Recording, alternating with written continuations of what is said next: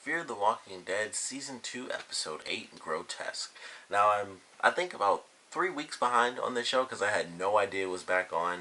I knew they had like the little promo thing come up, and for some reason the DVR kept showing the same promo thing, and I was like, I don't know why they keep showing this. I thought it was just it kept recording like the preview episode, but that's all that showed up.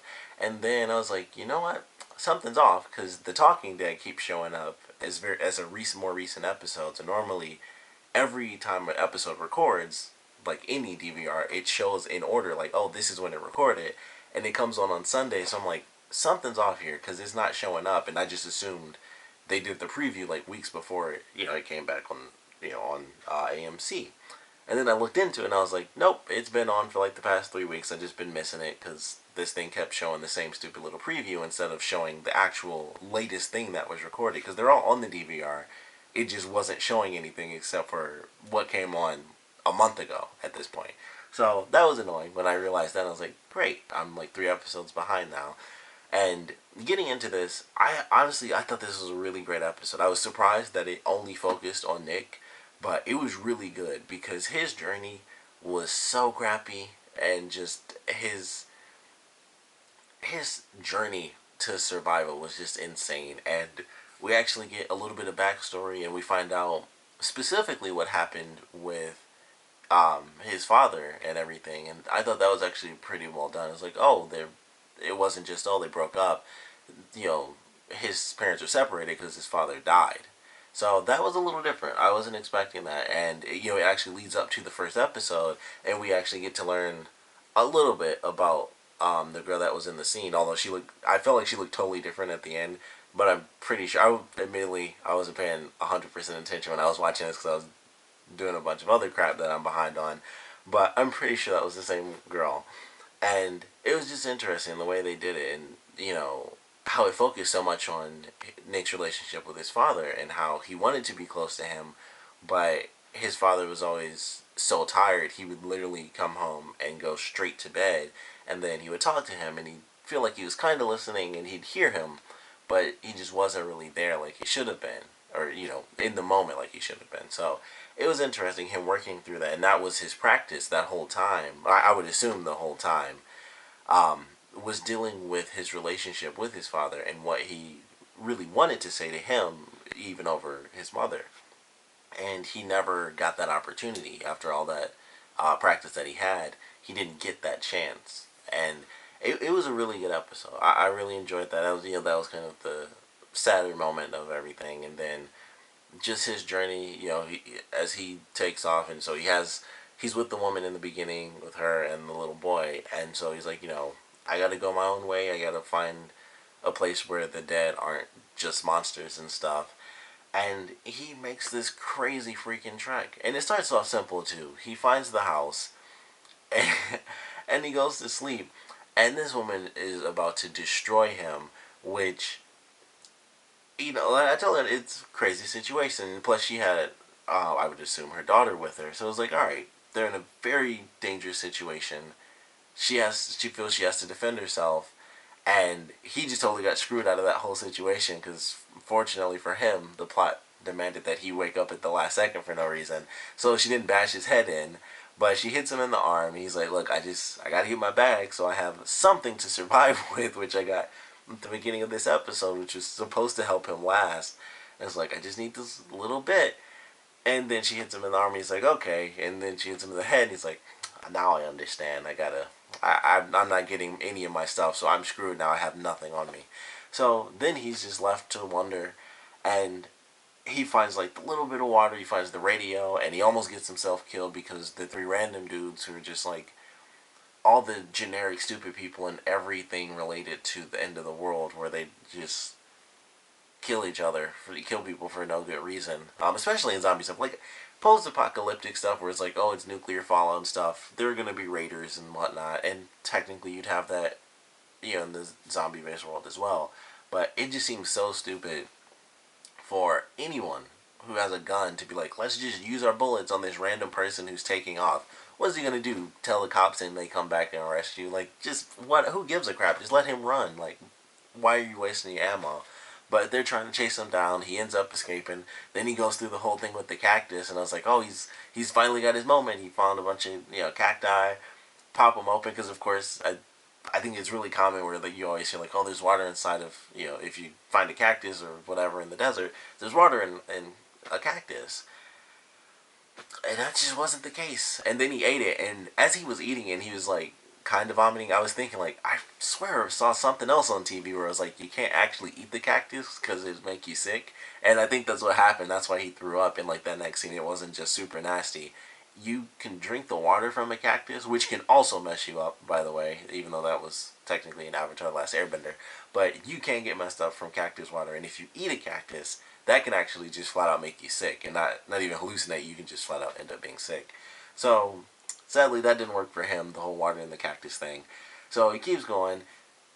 Hits night. We get another flashback. Once again, wakes up at the last second, and he's just got dogs. Now, when these dogs first showed up, I was like, oh, these dogs are definitely going to belong to the three guys, because I thought they were going to be important. And maybe their group will end up being important, because the third guy, when everything kind of came full circle, he did end up getting away in the truck. But I thought the dogs belonged to them at first, and it was like, nope, these are just, wild dogs. And they attack Nick, his leg gets messed up, he has to hop on top of this truck, and then here comes here comes a herd, and then of course they end up eating the dogs, and he's smiling at first like, all right.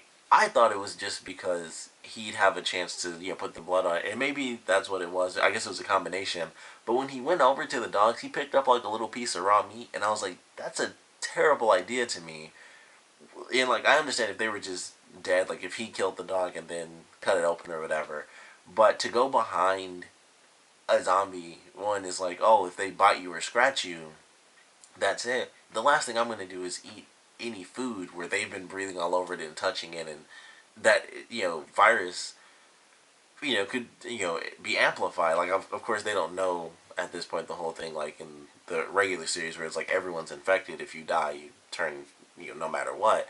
But still, I'd be worried about that. I'd be like, you know what, especially at that point, where you wouldn't know that you're already infected. I'd be really worried. Like, I'm not gonna eat anything that they eat. As hungry as he might be, I felt like that was not a smart move on his part. But he gets the blood. He's able to blend in. He ends up running into the three guys again. Which, here's another moment where I thought he wasn't exactly playing it too smart by still walking.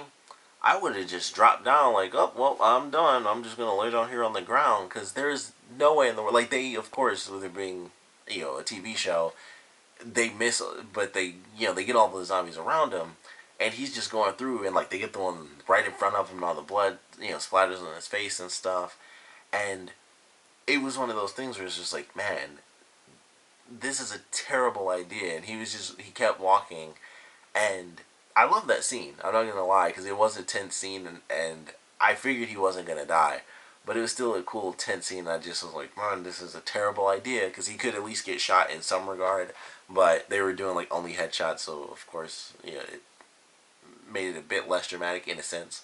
But I was just like, man, I would not do that. That's way too risky. I would have fallen back, like, oh, they're shooting, fall back, and just kind of duck down and maybe just lay on the ground and then see where this goes. And for whatever reason, the dude was just stupid. Both the guys were stupid that ended up getting killed, because the one guy, he's like, alright, we drop all these bullets on the ground, and let me load them up in my gun. And then he finally gets to load it, and it's like, oh, zombie. And so he gets killed. The dude who has a machine gun, I believe I wasn't really paying too much attention, but it was either an AK-47 or an actual assault rifle, and I think it was an assault rifle. There's no reason he should have died, but he's like, gotta stay with this guy for whatever reason. And so of course they both end up dying. Third guy's like, well, I gotta take this truck and live, so he's gone. And fortunately for Nick, he's actually able to live through that situation. And there's a crazy moment in there when they were eating the two guys and the one dude was looking up at him. I thought he was about to take it to the next level, because he ate that little bit of the dog after the little herd left behind. But they were all on him. I swear I thought he was about to dig in and eat that guy. For a split second, I'm like, I think he's about to eat him, because he's so hungry. he's just gonna kneel down because they aren't gonna mess with him, and he's just gonna like eat this guy's intestines or something. Which you shouldn't eat anyone's intestines because that's where all the poop is. But that's what I thought for a split second. I was like, he's about to kneel down because it looked like he was smiling a little bit, like with the dog, and I thought he was just gonna kneel down and start eating this guy, which is really crazy. That was probably my favorite part of that whole scene because I really thought he was about to, and then it skips ahead, and I was still curious. I was like, I'm still not 100% sure if he didn't, and I'll see based on how his face looks. But it was like, okay, it's just he had the blood on him and stuff, so he didn't end up eating the guy. But then we see this new character. I want to say her name was something with an F. I totally forgot. They said it had it once in the hidden subtitles. I read it too. I normally remember it easier when I actually read names, but totally forgot. So we see her, and they're spying on him and stuff. And the weird thing about it is that she was like, "It's not him," and I'm not 100% sure what that meant when she's like, "Oh, it's not him." I guess because they were probably spying on him beforehand, or they'd seen him before or whatever, or they just thought he looked a little bit different or something. Like, I'm not 100% sure. They just knew that he was going to be there. Don't really know. Maybe there's something that I just missed in a different part of the episode that I'm not 100% sure about. But yeah, it was interesting. It was a really interesting part of the episode, and he's walking with the crowd, and he has this final moment where he's almost done, and so he passes out, and we get the final flashback that leads up to the first episode, and literally the first scene of the entire series, the day before, and then it starts to rain, and it of course reminded me of one of the more recent episodes of the regular Walking Dead series, where the whole crew was just walking like, this sucks. What are we gonna do? We're gonna die out here. And then it rained, and everything was good, and then it was a crazy storm, and it was actually bad again. But he had the water. It actually helped him out, and kind of get his energy back, and he was able to make it there. He ends up getting saved, and now we get to the end of this episode, and he's now safe. He's in this little sanctuary of a location. Like I said, that third guy that did escape, who had the guns, that typically when something like that happens, it doesn't just go away. They're in close proximity, close enough at least, to where if he needs to go out on a run, or anyone else does, they're probably going to run into this other crew. So I'm sure that'll come into play. The next episode focuses on Madison and I'm going to have to start watching the show again because I really can't remember the character's name. Strand, Madison, and I want to say Alicia is Nick's sister's name. It's either Alicia or Felicia. I want to say it's Alicia. But I'm excited for that. Just the location they have with the hotel and the scene where it looks like they get surrounded. I'm excited to check that episode out. But I really enjoyed this one. I think it was a good comeback episode, going into the second half of the season. So I'm excited to get into it. Of course, even though it's 3 weeks late, I would still like to know what you guys thought about this episode. So please comment below. Let me know your favorite parts, your least favorite parts. My biggest question is really, what do you guys think of this episode having such a narrow focus on Nick? It could have been a crappy episode, but I thought it was really well done. And it was just, and I think it was more entertaining because he was struggling so much throughout the whole episode. It was like, how is he going to get out of this? How long will he really make it? And, where will he end up by the end of this episode? Because like I said, once they got, I think it was like halfway through when they got to the dogs, I just assumed it was going to be the guys, and instead of shooting him, because it's TV, even though they were trying to shoot the crap out of him, I just thought, oh, it's going to be those guys, and then they'll hold him up and kidnap him instead of just shoot him, flat out, and then we, see what happens from there. But it was just a continuous struggle for him, and then we, the flashback and how he struggled during those times. So I thought it was really well done. But like I said, want to know what you guys think about kind of the Nick focus for this episode, and of course what you guys thought about the episode in general. So please comment below, let me know, and of course, thanks for watching.